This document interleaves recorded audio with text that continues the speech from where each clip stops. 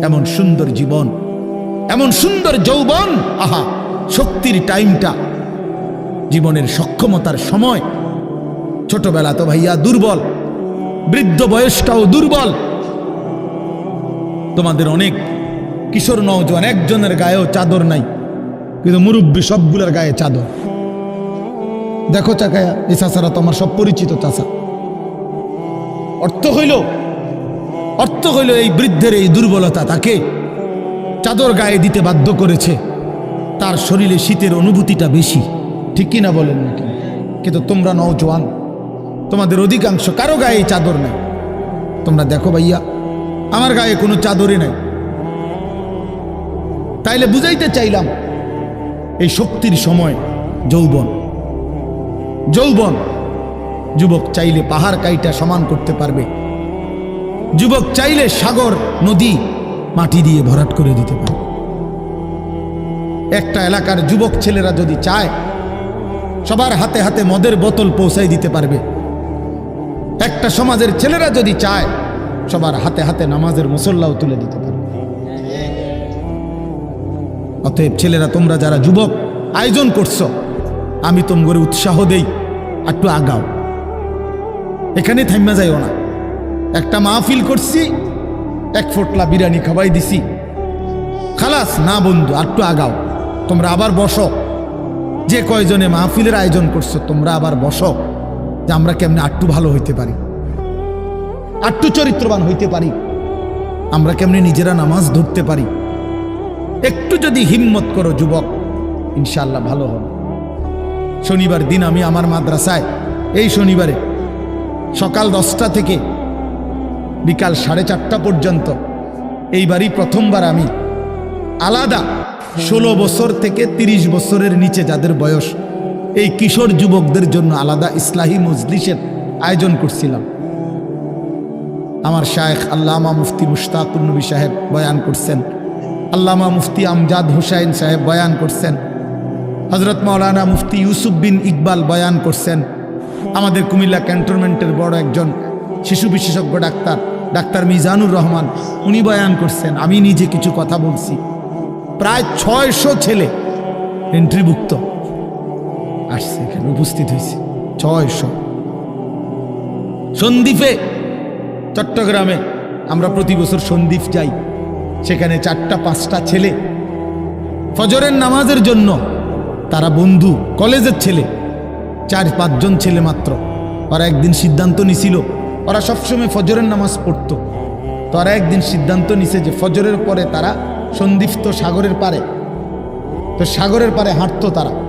তো তারা একদিন সিদ্ধান্ত নিছিল আজ থেকে 1 বছর আগে, যে আমরা সকালবেলা না হাইটা চলো আমরা বন্ধুদেরকে ফজরের জন্য জাগাই, ফজরের ক্যাম্পেইন করি, ফজরের জন্য গণসংযোগ করি।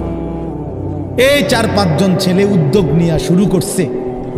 ঠিক 1 বছরের মেহনতে এই গত নভেম্বর, 24 সালের নভেম্বরে আমি গেছি মাহফিলে, ওইখানে তারা আমার লিস্টেড। ফজরের পরে আমি তাদের জন্য আলাদা বয়ান করছি, তাদের আলাদা মাহফিল হয়েছে ফজরের পরে। মানে রাইতে আমি যেই প্যান্ডেলে ওয়াজ করছি, ওই প্যান্ডেলটা তারা সকালের জন্য আবার ভাড়া নিছে। বুঝেন না এই কথা? আমি ওখানে ছিলাম, আর ওখানে রাত্রে আসা যায় না, ওইটা সন্দ্বীপে স্পিড বোট দিয়ে আইতে যাইতে হয়, তো তার রাইতে আওয়ানোর সিস্টেম নাই, থাকতে হয়। এই জন্য ফজরের পরে আবার বয়ান করছি 1.5 ঘন্টা। তো ওরা, আমি বললাম এত ভোরে ছেলেরা আইবনি, কয় হুজুর আসবে ইনশাল্লাহ, আপনি দেখেন। তারা আমারে দেখাইছে কাগজে কলমে লিস্টেড করা, প্রায় 4,500 ছেলে এখন ফজরের নামাজ জামাতে পড়ে। যুবক চাইলে কি না পারে, যুবক চাইলে ভাঙতে পারে, যুবক চাইলে গড়তে পারে, যুবক চাইলে বুলডোজার দিয়ে সমান করে লাইতে পারে, সমান করে ফেলতে পারে। আবার সেই ভাঙার উপরে যুবক চাইলে গড়তেও পারে। আল্লাহ তাআলা নওজোয়ানের শরীরে অসম্ভব হিম্মত দান করছে, অসম্ভব হিম্মত। এই জন্য বাপ, আমি যুবক যারা, তাদেরকে উৎসাহিত করলাম। মহান আল্লাহ পাক রব্বুল আলামিন আমাদেরকে বলছেন, আমি তোমাদের ইমানদার, ইমান নিলাম, আমি ইমান দিছি বান্দা, আমি গত বছর যখন তাবলীগের সফরে ছিলাম দিনাজপুর জেলায়, গত বছর আগস্ট মাসে ৭২ বছর বয়স্ক একজন হিন্দু লোককে কালেমার দাওয়াত দিছিলাম। ওনার 2 ছেলে মুসলমান, ওনারে আমি 2.5 ঘন্টা কালেমার দাওয়াত দিছি। আমরা 3 জন আলেম মিলে কত অনুনয় বিনয় করছি, কাকুতি মিনতি করছি, কাঁদছি, চোখের পানি ফেলছি। একটা বার চাচা কালেমা পড়েন, আপনার ছেলে মুসলমান, ছেলের বউ মুসলমান, আপনার নাতি নাতনি সব মুসলমান, আপনি এখনো বসে আছেন কেন? আহা, এই ৭২ বছর হয়ে গেছে। বুড়া মিয়া কয় আমি ওটা বলবো না, বলে নাই। আমি আমার সাথীদের কাছে, আমার 26 জন সাথী নিয়ে চিল্লাই গেছি, 16 জন আলেম, এক চিল্লা সফরে 950 মানুষ আল্লাহর রাস্তায় বের হয়েছে চিল্লার জন্য। আলহামদুলিল্লাহ, আল্লাহই করাইছে। তো বলতেছিলাম, আমি সাথীদের কাছে এসে বলছিলাম যে দেখেন ৭২ বছর বয়স হয়ে গেছে, এক আল্লাহর বান্দা, তার জবান দিয়া কোনোদিন তার মালিকের নামটা বের হয়। আমারে আপনারে আল্লাহ তাআলা কত বড় তৌফিক দিছে যে আমরা কত হাজারবার, লক্ষবার কালেমা লা ইলাহা ইল্লাল্লাহ মুহাম্মাদুর রাসূলুল্লাহ এটা যে আমরা পড়তে পারি, পড়তে পারছি, এই সৌভাগ্যের কৃতজ্ঞতা কি? এটা যদি আল্লাহ আমগো জবান দিয়ে কোনোদিন না বলাইতো। কথা বলে না বাপ, এই ছেলেরা মিয়া, এই আব্বাস যারা নামাজ পড়ো না, আরে না ফরমান, তুই যদি হিন্দুর ঘরে জন্ম নিতি, তুই যদি ইহুদির ঘরে জন্ম নিতি, তুই যদি খ্রিস্টানের ঘরে জন্ম নিতি, বেটা কি হতো জীবন? যদি কোনোদিন কালেমার আহ্বান না শুনতা। তুমি তো মুসলমানের ঘরে জন্ম নিয়া এভাবে ইমানকে ফেলে দিলা, মুসলমানের ঘরে জন্ম নিয়ে এভাবে নামাজকে প্রত্যাখ্যান করলা। ছি ছি ছি ছি, তোমারে দেখে তো হিন্দুও হাসবে, তোমারে দেখে তো ইহুদিও হাসবে, তোমারে দেখে তো খ্রিস্টানও হাসবে, যে দেখছো হয় নাকি শ্রেষ্ঠ জাতি, ওদের ধর্ম নাকি শ্রেষ্ঠ ধর্ম, ওদের ধর্ম কোরআন নাকি শ্রেষ্ঠ কিতাব, ওদের শ্রেষ্ঠ ধর্ম ওদেরই পছন্দ হয় না, ওদের শ্রেষ্ঠ কিতাব ওরাই পড়তে পারে না। তো এটা কিসের শ্রেষ্ঠ? কথা বলেন না। তাহলে আমি তো আমার ধর্মের অপমান। কথা বলেন না, আমি আমার ধর্মের অপমান না, আমি আমার কোরআনের অপমান। এজন্য তোমরা যারা বেনামাজি ছেলে, তোমরা ধর্মের অপমান। তোমাদের যাদের চুল বেঈমানের মতো, তোমরা মুসলমান ধর্মের অপমান। তোমাদের কারণে আমার ধর্ম লজ্জিত, তোমাদের কারণে ধর্ম বেইজ্জতি হয়েছে। তোমরা ইসলামকে অপমানিত করলা, আল্লাহকে অপমানিত করলা, আমার নবীর শ্রেষ্ঠতম 23 বছরের আদর্শকে তোমরা অপমানিত করলা। এই অপমানের বিচার আল্লাহ করবে, মনে রাখো, ছেড়ে দিবে না বাপ। আল্লাহ কোরআনে বলছে, বান্দা আমি 1 সেকেন্ড ছাড়বো না, আমি হিসাব নিব। তুমি আমারে কি মনে করছো বান্দা? বাদ দুগা খাওয়াইছি দেখে তুমি মনে করছো আমি মাতি না? হ্যাঁ, কিটা মনে করছো? এ পেশাব পায়খানার ভাত তুমি মনে করছো? আমি কিছুই বলবো না, কিছুই বলবো না। তুমি জানো না ফেরাউনকে শোয়াইছে কে? তুমি জানো না কারুনকে শোয়াই দিছে কে?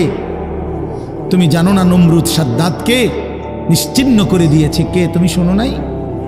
তুমি আন্দাজ করো নাই আমি আল্লাহ কেমন? এই পৃথিবীর কত অবাধ্য জাতিকে আমি আল্লাহ ধ্বংস করে দিয়েছি, শোনো নাই? কই, গোটা পৃথিবীর সমস্ত আধুনিক প্রযুক্তি থাকার পরেও তো বাবা আমেরিকার ওই বেঈমানরা, ক্যালিফোর্নিয়ার লস অ্যাঞ্জেলস তাদের একটি স্টেট আগুনে দাবানলে পুরে ছাই হয়ে গেছে।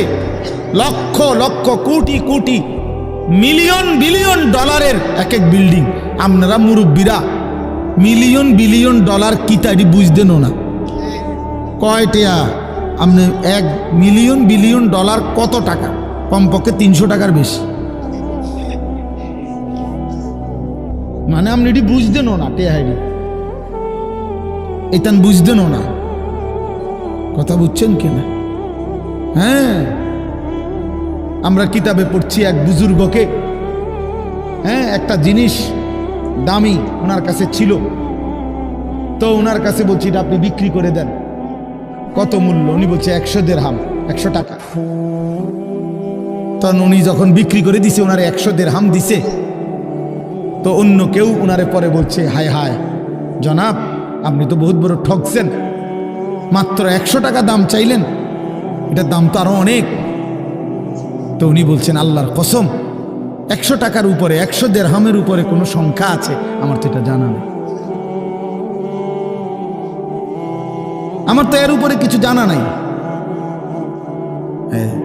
আমার মেজো বোনের বিয়ে যখন হয়েছিল, মেজো বোন, আমি তখন প্রাইমারি শেষ করে মাদ্রাসায় ভর্তি হয়েছি, এই সময় আমার বোনের বিয়ে হয়েছে।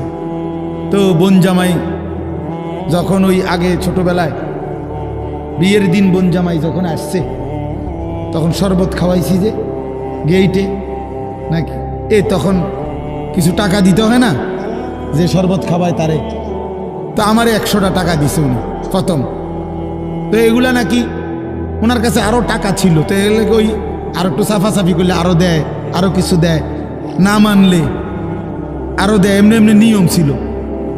আমার 100 টাকা দিছে, আর এটা দেখে আমি একটা দৌড়ে আইয়ালাইছি। আমার পুরা মনে আছে, একেবারে কসম, আমার পুরো এখনো মনে হইলো আর এই কথাটা। আমার একেবারে আমার ভাই, চাচাতো ভাইটাই বা অন্যরা এত দমকাইছে, বেউকুফ, 100 টাকা লইয়া দুধ দিয়ে আইয়ালাইছ। আমি বলছি, আমি তো আসলে এর চাইতে বেশি টাকা জীবনে আর দেখি নাই। তো বলতে চাইলাম, হাজার হাজার কোটি কোটি মিলিয়ন ডলারের এই বাড়ি ভবন, এগুলো পৃথিবীর সর্বাধুনিক প্রযুক্তি দিয়ে, অত্যাধুনিক প্রযুক্তি থাকা সত্ত্বেও, আধুনিক সরঞ্জামাদি থাকার পরেও বাফ আল্লাহর দেওয়া আযাবে আগুনে যখন জ্বলছে, এই কয়দিন হইল, কোনো বেঈমানে 1 সেকেন্ডের জন্য আগুন নিভাইতে পারে নাই। 14,000 ফায়ার সার্ভিস কর্মী একসাথে আপনার পানি দিছে, আরো বাড়ে, আগুন আরো বাড়ছে। তার মানে বোঝা গেল, বাবা, পৃথিবীর কারো শক্তি মূলত কোনো শক্তি না, আল্লাহর শক্তির সামনে, আল্লাহর ফয়সালার সামনে। আল্লাহ যদি ভালো রাখে তাইলেই ভালো থাকা।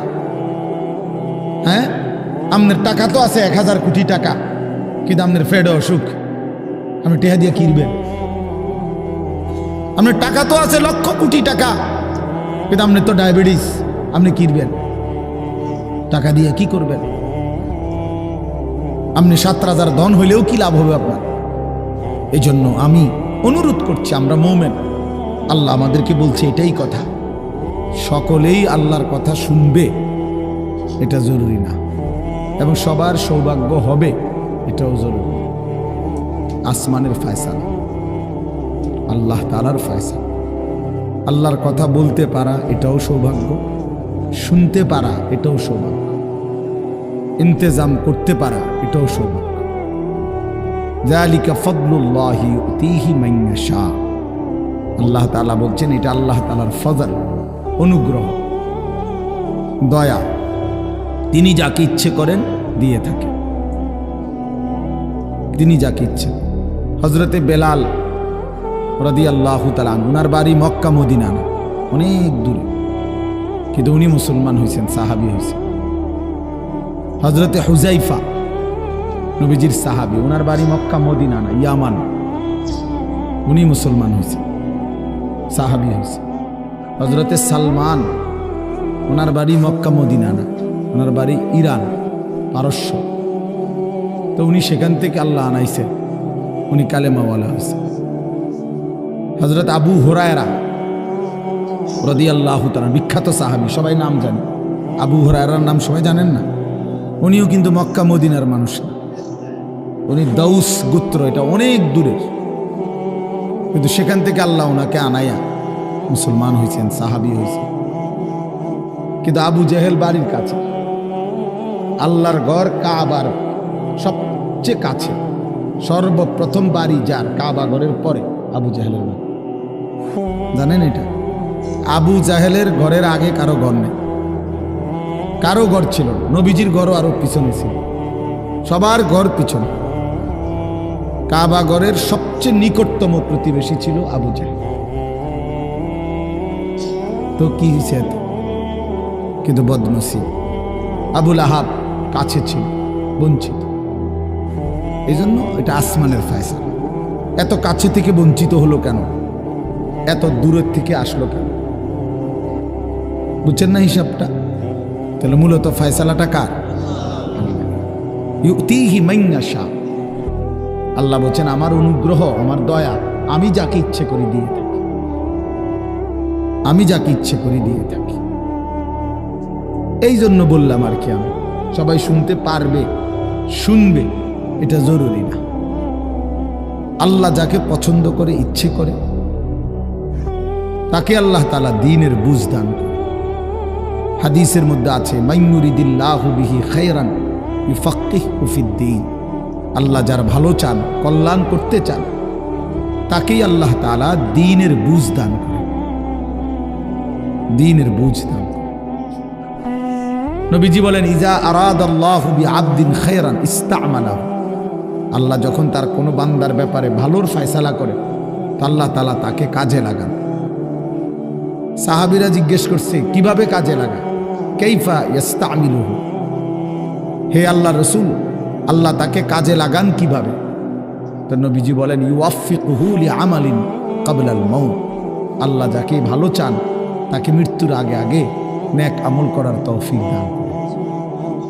এটাই তারে কাজে লাগাইছে যে ঠিক আছে, তোমারে দিয়ে আমি আমার সিজদা দেওয়া, তোমারে দিয়ে আমি আমার ঘরের খেদমত নেব, তোমারে দিয়ে আমি আমার কোরআনের খেদমত নেব। আল্লাহ তাকে আমলের তৌফিক দিয়ে থাকেন। তাইলে এই জন্য বললাম, এটা সব সময় মনে রাখবে, আল্লাহর দেওয়া তৌফিক ছাড়া বান্দা নামাজ পড়তে পারে না। বাত আল্লাহ সবাইকে খাওয়ায়, সেজদা আল্লাহ সবাইকে দিয়ে দেওয়ায় না। দুনিয়ার প্রয়োজন আল্লাহ সকলের প্রয়োজন পূরণ করে। জন্তু, জানোয়ার, কুকুর, বিড়াল, সাপ, বিচ্ছু, কাফের, মুশরিক, বেঈমান, নাস্তিক, মুরতাদ, এদের সকলের দুনিয়াবি প্রয়োজন আল্লাহ পূরণ করে। এই খানা পিনা, পেশাব পায়খানা, হ্যাঁ জরুরত, এগুলো তো আল্লাহ তাআলা জন্তু জানোয়ারেরও পূরণ করে। কিন্তু সেজদা, আল্লাহর গোলামি, আল্লাহর ইবাদত সবাইকে দিয়ে আল্লাহ করায় না। আল্লাহ যাকে পছন্দ করে, ইচ্ছে করে, তাকেই আল্লাহ তাআলা তার দ্বীনের জন্য কাজে লাগায়, আল্লাহর ইবাদতের তৌফিক দান করে। এই জন্য এটা সবসময় মনে রাখতে হবে। নবী সাল্লাল্লাহু আলাইহি ওয়াসাল্লাম দোয়া করতেন যে আল্লাহ আমার ইবাদত, আপনার ইবাদত সুন্দরভাবে করার জন্য আপনি আমারে সাহায্য করেন। আপনি সাহায্য না করলে হবে না, আপনি তৌফিক না দিলে হবে না। আল্লাহুম্মা লা মানিআ লিমা আ'তাইত। আপনি দিলে বাধা দিবে কে? আপনি না দিলে দিবে কে? আপনাকে বাদ দিয়ে কারো কোনো চেষ্টায় কি লাভ হবে? কোনো লাভ হবে না। এই জন্য এটা অনেক বড় ইহসান, আল্লাহ তাআলার দয়া। আল্লাহ যাকে পছন্দ করে, ইচ্ছে করে, দয়া করে, আল্লাহর ইচ্ছা হয়, আল্লাহ তাকে কোরআন পড়তে দেয়, দ্বীন মানতে দেয়, আল্লাহকে সেজদা করতে দেয়। আর এমনি বাকিদেরকে আল্লাহ খাওয়ায়, পড়ায়। এটা একটা কমন ব্যাপার। আল্লাহ তাআলা বলছেন আমি অনুগত অবাধ্য সবাইকেই খাওয়াই। কাফের, মুশরিক, বেঈমান, কারো রিজিক দুনিয়াবি আমি আটকাই না। এই জন্য আল্লাহ তাআলা ফেরাউনকেও রিজিক দিছে, মুসা নবীকেও রিজিক দিছে না? নমরুদকেও রিজিক দিছে, ইব্রাহিম আলাইহিস সালামকেও রিজিক দিছে। আল্লাহ তাআলা আবু জেহেল, আবু লাহাবকেও রিজিক দিছে, নবী সাল্লাল্লাহু আলাইহি ওয়াসাল্লামকেও রিজিক দিছে। তাহলে দুনিয়ার প্রয়োজন সকলের পূরণ করছে, সকলের। কিন্তু আখিরাত সমান না, আখিরাত ভিন্ন। আখিরাত শুধুই ঈমানদারের। পরকালের সুখ, শান্তি, নিয়ামত শুধুই ঈমানদারের, শুধুই সেজদাওয়ালার। কোরআন শরীফে আছে আল্লাহ তাআলা বলবে কুলু ওয়াশরাবু হানিআম বিমা কুনতুম তা'মালুন। আমার বান্দা বিগত জীবন দুনিয়াতে যে আমল করছো তার বিনিময়ে আজকে জান্নাতে খাও, পান করো, ওগুলোর বিনিময়। কুলু ওয়াশরাবু হানিআম বিমা আসলাফতুম ফিল আইয়ামিল খালিয়া। আল্লাহ বলেন, জান্নাতীকে বলবে, বান্দা নিশ্চিন্তে আরামসে দুনিয়ার জীবন যে তুমি নেক আমল করেছো তার বিনিময়ে আজকে আরামসে নিশ্চিন্তে নির্বিঘ্নে আমার জান্নাতে খাও এবং পান করো। জাযাআম বিমা কানু ইয়ামালুন। আল্লাহ তাআলা বলেন, জান্নাতের এই নিয়ামত বান্দা তোমাকে দিলাম কিসের বিনিময়? জাযাআম বিমা কানু ইয়ামালুন। ওই যে দুনিয়ায় আমল করেছিলে তার বিনিময়। এ তোমার সেজদার বিনিময়, এ তোমার রুকুর বিনিময়, এটা তোমার জিকিরের বিনিময়, আমার গোলামের বিনিময়, আমার বন্দিগির বিনিময়। এই জন্য আখিরাত শুধুই মুমিনের জন্য, পরকাল শুধুই ঈমানদারের জন্য। এই জন্য আল্লাহ তাআলার তৌফিক ছাড়া বান্দা আমল করতে পারে না, নামাজ পড়তে পারে না, সেজদা দিতে পারে না। কত ছেলে দেখেন না, চোখের সামনে এক ওয়াক্ত নামাজ পড়ে না, জানেও না সে মানুষের বাচ্চা নাকি জানোয়ার, এটাও জানে, হাইওয়ান কিনা না মানুষ বলতে পারে। কে পাঠাইলো, কেন পাঠাইলো, কে সৃষ্টি করলো, কেন সৃষ্টি করলো, কি জন্য আসলো, কিচ্ছু জানে, কিছুই জানে না। লক্ষ্য উদ্দেশ্যহীন, গন্তব্যহীন এক পাগল, মাতাল, ছাগল, যা মন চায় তাই করে, যা মন চায়। এটা জিন্দিগি আর কি। এ তো লক্ষ্য উদ্দেশ্যহীন জীবন, জন্তু জানোয়ারের জীবন। মুসলমান তো তাকে বলে যার সুনির্দিষ্ট গন্তব্য জানা আছে। ইমানদারের গন্তব্য জানা আছে যে আমার গন্তব্য কোথায়, আমার এটা হায়াত, এরপরে আমার মৃত্যু, কবর, এরপরে আমার হাসরের মাঠ, এরপরে আমার মিজান, হিসাব, এরপরে আমার ফুলসেরাত, এরপরে আমার জান্নাত। আমার টার্গেট জানা আছে, আমার গন্তব্য জানা আছে। আমি থামবো সেদিন, জান্নাতে যাব যেদিন। আমার টেনশন দূর হবে সেদিন, আমি জান্নাতে ঢুকবো যেদিন। ওয়াকালুল হামদুলিল্লাহিল্লাযী আযহাবা আন্নাল হাযান। কোরআনুল কারীমের মধ্যে আছে, আল্লাহ তাআলা বলেন, জান্নাতি বান্দা জান্নাতে ঢুকে বলবে, আল্লাহ আপনার প্রশংসা করছি, আজকেই আমার চিন্তা পেরেশানি জীবনের তরে শেষ হলো। আজ আমি জান্নাতে ঢুকলাম, এবার আমি নিশ্চিন্ত হলাম, নিশ্চিন্ত হলাম, আর কোনোদিন এই জান্নাত থেকে বের হতে হবে। আল্লাহ তাআলা বলছেন, আর কখনোই এখান থেকে বের হইতে হবে না। খালিদিনা ফিহা আবাদা, চিরস্থায়ী। চলেন বাপ, এই জন্য বললাম নিজেদের ছেলে, নিজেদের মেয়ে, নিজেরাও ইনসাফের সাথে ভাইবেন যে আপনি আখিরাত চিনেন কিনা। আপনার ছেলে মেয়েগুলো যেই জীবন পরিচালনা করতেছে, এতে কি মনে হয়, এতটুকু আন্দাজ করা উচিত যে আমার ছেলে আসলে আখিরাত চিনে কিনা, আমার ছেলের সামনে কোনো গন্তব্য আছে কিনা, নাকি এই মোবাইল, নারী, ছবি, জিনা, ব্যভিচার, মদ, জুয়া, নাচ, গান, উলঙ্গ দৃশ্য, হালাল হারামের কোনো বাজ বিচার নাই, পাক নাফাকের কোনো বাজ বিচার নাই, লজ্জা শরম হায়া কিচ্ছু নাই, যখন যা মন চায় খাইতেছে, হ্যাঁ, যা মন চায় তাই করতেছে। তো এই খামখেয়ালি জীবন, যখন যা মন চায় তাই, হালাল হারাম, জায়েজ না জায়েজের জীবন, যার পার্থক্য নাই, আল্লাহ তাআলা কোরআনে বলছে তার উদাহরণ হলো ফামাসালুহু কামাসালিল কাল, কুত্তার মতো। হ্যাঁ, এটা কোরআন শরীফের আয়াত। ওই জীবন কুত্তার জীবন, কুকুরের জীবন। এই জন্য আমি সবসময় এটা বুঝি, বেনামাজির জিন্দেগি কুত্তার জিন্দেগি। এই ফজরের নামাজ না পড়ে যে জানোয়ারগুলো ঘুমায় থাকে, এগুলা কুকুরের জিন্দেগি।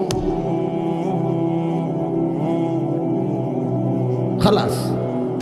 এই সুদখোরগুলো যে জিন্দেগি কাটায়, এগুলো কুকুরের জিন্দেগি। এই হারামখোরগুলো যে জীবন কাটায় এটা জানোয়ারের জীবন। কোরআন শরীফের আয়াত এটা। ওয়াত্তাবাআ হাওয়াহু ফামাসালুহু কামাসালিল কালব। আল্লাহ বলছে মনের ইচ্ছা মতো যে চলে, আল্লাহর হুকুমের পরোয়া করে না, হালাল হারাম এর পার্থক্য যে মানে না, আল্লাহ বলছে তার উদাহরণ কামাসালিল কালব, কুত্তার মতো, কুকুরের মতো।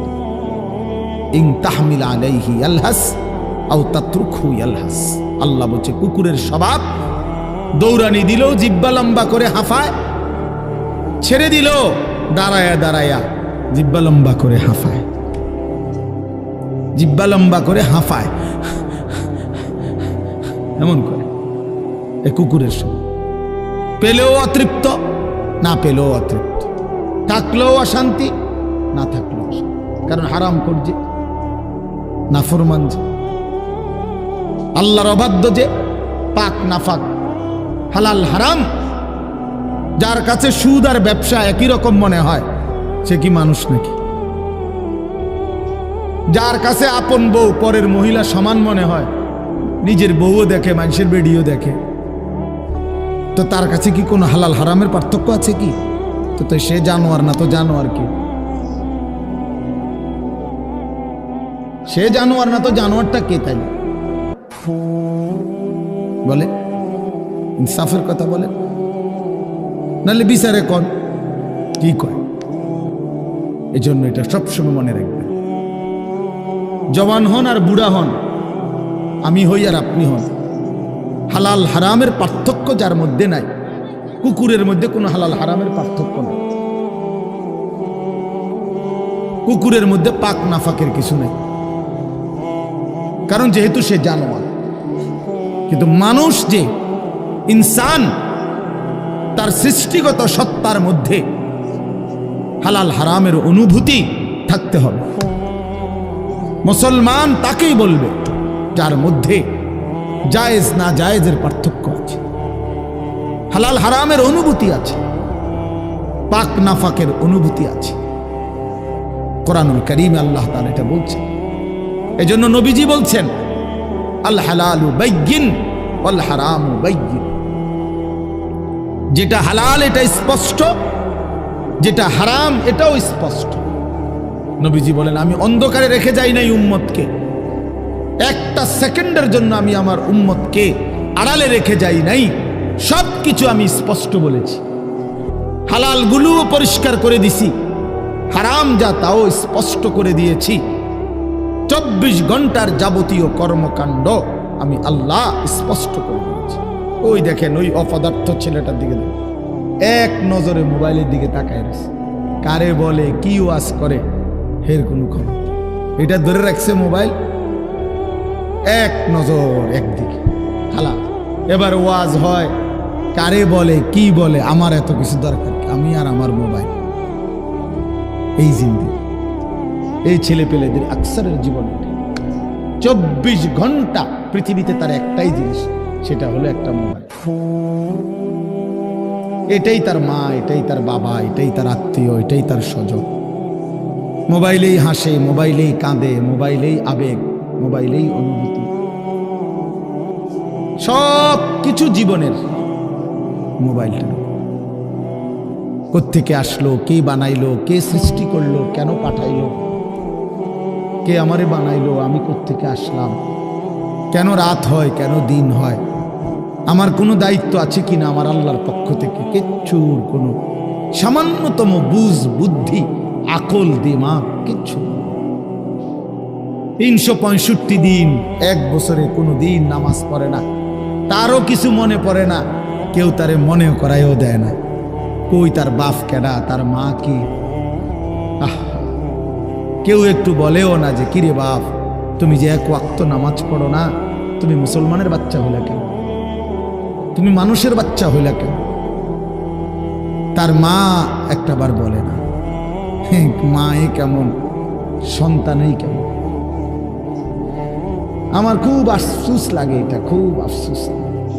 মাঝে মাঝে মনটা চায় যে কি আসলে কি মুসলমান এত পাষাণ হইল কেমন? বাপে কেমন, সন্তানেই কেমন, মাই কেমন, মেয়েটাই কেমন। কেউ পর্দা করেন, মাও বেপর্দা, মেয়েও বেপর্দা। বাপ ফুজি ছেলে মেয়ে সবাই মিলে টেলিভিশন চায়, একসাথে নাচ গান নর্তকীর ছবি নাটক সিনেমা দেখতেছে। ছি ছি ছি ছি! কত নিকৃষ্ট মুসলমান, কত বেশরম বেহায়া নির্লজ্জ হইলে এত বড় বেশরম হইতে পারে? আত্মমর্যাদা, আত্মসম্মান, লজ্জা যদি এক বিন্দু থাকতো তাইলে তো বাবা জিজ্ঞেস করতো যে কিরে বাপ, তুই মুসলমানের ঘরে জন্ম নিয়া এক ওয়াক্ত নামাজ পড়ে না, তুই কেমনে রে আমি মুসলমানের সন্তান হইলি? তুই মুসলমানের ঘরে সন্তান হইলি কেমন? আরে এইটা তো আগে বুঝাপড়া করার বিষয় ছিল। তোর বিদেশ, তোর চাকরি, তোর দাখিল, তোর এসএসসি বেড়া এডি বাদ দে বেড়া, থো বেড়া এডি পরের কথা বেড়া। আগে তুই মুসলমানের বাচ্চা কিনা আগে এটা বল বেটা। তোর নামাজের বুঝাপড়া কর আগে বেটা। কিসের তোর বিদেশ, আবার কিসের তোর দেশ? তোর চাকরি দিয়ে আমি করব কি? তোর ব্যবসা দিয়ে আমি করবো কি? তোর উপার্জন খাইয়া আমি করবো কি বেটা? তুই তো হারাম কর, তুই তো নাফরমান। এতটুকু যদি বিবেক বাবার না থাকে, সেটা কেমন বাপ? এ কেমন অভিভাবক? এ কেমন মুসলমান মা বাবা যাদের হৃদয়ে এই কথা আসলো না? আপনার তো উচিত ছিল আগে এই বুঝাপড়া করা। আগে ছেলের সাথেই বুঝাপড়া করেন। তুই মুসলমানের বাচ্চা কিনা আগে এটা বল। মুসলমানের বাচ্চা 16 বৎসরে এক ওয়াক্ত নামাজ ছাড়া থাকে কেন? কথা বলেন, ইনসাফ কি বলে? ইনসাফের কথা বলেন, বিচারের কথা বলেন। ছেলেগুলোকে আপনারা এভাবে ছেড়ে দিলেন, আর তোমরা ছেলেরাও বাবা এভাবে নষ্ট হয়ে গেল। অনাদরে, অবহেলায় এমন সুন্দর জীবন, এমন সুন্দর যৌবন, শরীর স্বাস্থ্য সব শেষ করে দিলাম। একবারও মনে পড়লো না তোমারও তো শেষ আছে বাপ। রাত যেমন ভোর হয়, দিন যেমন রাত হয়, তোমারও হায়াতও একদিন শেষ হয়। প্রতি ঘন্টা মিনিট সেকেন্ড যায় মানে তোমার হায়াত যায়, আমার হায়াত যায়, ঠিক না? তো আল্লাহ আমাদেরকে বুঝ দান করেন। এজন্য বাপ আমরা ভাবা উচিত, আমাদের এটা ফিকির করা উচিত। ছোটরাও বড়রাও মাঝ বয়সীরাও এত লাগাম ছাড়া মানুষ হয় না। মুসলমানের জীবন এত বড়, জন্তু জানোয়ারের মতো হওয়ার কথা না বাবা। হ্যাঁ, গুনাহ হইতে পারে, গুনাহ আমারও আছে, আপনাদেরও আছে, গুনাহ হইতে পারে, হবে। সেটা হলো হুচট খাওয়া। মানে চলার পথে আমি 10 কিলো পথ হাঁটলাম, আমি 30 কিলো পথ গেছি এক জায়গা থেকে আরেক জায়গায়। তো এই চলার পথে হয়তো একবার আধবার পড়ে যাইতে পারি, পিছলা খাইতে পারি, ঠিক আছে, এটা হইতে পারে। কিন্তু আমি বুঝি 30 কিলোমিটার একেবারেই ফিরে রইলাম, পিছলা খাইয়া রইলাম, তাহলে ভুল আমার হইতে পারে, গুনাহ আমার হইতে পারে। আমার 6 মাসে কোনোদিন নামাজ ছুটে যাইতে পারে। আমি জীবন চলার পথে কখনো কাউকে রাগ করতে পারি, গালি দিয়া লাইতে পারি, এটা তো হওয়া স্বাভাবিক, হইতে পারে। কিন্তু লাগাতার প্রতিদিন একরকম, এটা মুসলমান? কথা বুঝছেন কিনা আমার? আপনি বুঝি এখানে প্রত্যেকদিন মিশা কথা কইবেন, আপনি বুঝি প্রতিদিন সুদ খাইবেন, আপনি বুঝি প্রত্যেক দিন ওজনে কম দিবেন, এটা বুঝি মুসলমান? আপনি বুঝি একদিনও নামাজ পড়তেন না, আপনি বুঝি 365 দিনে কোনোদিন ফজরের নামাজ পড়তেন না, এটা মুসলমান? তো এটা তো হুচট খাওয়া না, এটা তো গাদ্দারি, এটা তো ইচ্ছা করে ঠান্ডা মাথায় ধীরে সুস্থে ভেবে চিনতে আল্লাহর সাথে গাদ্দারি করতেছে, আল্লাহরে বুড়া আঙ্গুল দেখাইতেছে যে দেখো কইলা কেন সেজদা দিতাম না, চাই কিতা করতাম। আল্লাহ বলবে অসুবিধা নাই বান্দা, বাতে না খাও, আর তো বেশি কিছু না, দুগা খানাই তো খাও আর ঘুম যাও, খানা তো কুত্তাও খায়। তবে মনে রাখো কবরে আইসো একটা লাথি দেওয়া ফেরেশতারে দিয়া, একটা লাথি, এক লাথিতে বুঝবা আমার নাফরমানির শাস্তি কি। কাল্লা সাউফা তা'লামুন সুম্মা কাল্লা সাউফা তা'লামুন। আল্লাহ বলে বান্দা কবরে আইসো, আমি বুঝায় দেব আমার নাফরমানির শাস্তিটা কি। ফেরেশতা দুই কান বরাবর, আল্লাহর নবী বলছেন নাফরমানের কবরে ফেরেশতা ফায়াদরিবু দারবাতান বাইনা উযুনাইহি, দুইটা কান বরাবর ঘাড়ের মধ্যে প্রত্যেকটা আঘাত করবে লোহার হাতুড়ি দিয়ে। ফায়াসিহু সাইহাতান, নাফরমান কবরে এত জোরে চিৎকার করবে ইয়াসমাউহা মান ইয়ালিহি ইল্লা সাকালাইন। আল্লাহর নবী বলেন দুনিয়াবাসী মানুষ এবং জিন ব্যতীত আল্লাহর সব সৃষ্টি ওই বেঈমানের কবরের চিৎকার শুনতে পাবে, এমন জোরে চিৎকার দিবে। একটা একটা আঘাত এভাবেই চলবে কিয়ামত পর্যন্ত, এভাবেই চলবে কিয়ামত পর্যন্ত। আল্লাহর নবী সাল্লাল্লাহু আলাইহি ওয়াসাল্লাম বলেন নাফরমান পাপীকে যখন কবরে রাখা হবে, তিনটা প্রশ্নের উত্তর যখন নাফরমান দিতে পারবে না, সাথে সাথে কবর তারে এত জোরে একটা চাপ দিবে, একটা চাপ দিয়া ডান পাশের মাটি বাম দিকে, বাম দিকের মাটি ডান পাশে চলে আসবে। হাত্তা তাখতালিফা আদলাউহু, আল্লাহর নবী বলেন ডান পাশের পাঁজরের হাড্ডি ভাইঙ্গা বাম পাশে ঢুকে যাবে, বাম পাশের হাড্ডিগুলো ভাইঙ্গা ডান পাশে ঢুকে যাবে। নবীজি দেখায়া দিছে হাত্তা তাখতালিফা আদলাউহু, এইভাবে দুই আঙ্গুল একটা যেমন আরেকটার মধ্যে ঢুকে যায়, আল্লাহর নবী বলেন এভাবে পাঁজরের হাড্ডি একটা আরেকটার মধ্যে ঢুকে যাবে। কি বাপ মনে করছো তোমারে এমনে এমনে ছেড়ে দিব? কি মনে করছো যার ভাত খাইলা তার বুঝি হিসাব দিতে হবে না? কি মনে করছো মুফত এটা? হ্যাঁ, কার পানি পান করেছো, কার ভাত খেয়েছো, কার আসমান, কার জমিন, কার চন্দ্র, কার সূর্য ব্যবহার করেছো বান্দা? কার এটা? তোমার আব্বার? শরীরটা তোমার বাপের নি, চোখ নাক কান তো তোমার আল্লাহর। আলাম নাজআল লাহু আইনাইন ওয়া লিসানান ওয়া শাফাতাইন। আল্লাহ বলে বলো না বান্দা আমি কি দুইটা চোখ দেই নাই? ওহ বাবা কথা কই, আমি কি জিহ্বাটা দেই নাই? আমি কি দুইটা ঠোঁট দেই নাই? তো উত্তরে কি বলবেন যে না দেন নাই? কি বলবেন? কথা বলেন। তো কথা বলার হিম্মত আছে কারো যে আল্লাহ আপনি চোখ দেন নাই, আপনি ঠোঁট দেন নাই? কারো সাহস আছে কিনা এটা বলার? তাইলে আল্লাহই তো দিয়েছেন। আলাম নুসিহ জিসমাকা, হাদিসে আছে নবীজি বলেন আল্লাহ জিজ্ঞেস করবে হাসরের মাঠে বান্দা বলো না আমি কি তোমার শরীরটা সুস্থ রাখি নাই? ওয়া নুরভিকা মিনাল মা, আমি কি প্রতিবার তৃষ্ণার্ত অবস্থায় তোমারে আমি আল্লাহ তো আমি কি পানি পান করাই নাই? আমি তো পানি পান করিয়েছিলাম, আমি তো তৃষ্ণা নিবারণ করেছিলাম, আমি তো ক্ষুধার চাহিদা পূরণ করেছিলাম, আমি তো কায়নাতের সূর্য চন্দ্র আলো বাতাস দিয়েছিলাম। ওয়াজআলনা নাওমাকুম সুবাতা, আল্লাহ বলে সারাদিনের ক্লান্তি দূর করার জন্য রাত্রি গভীরের ঘুম আমি আল্লাহই তো বানিয়েছি।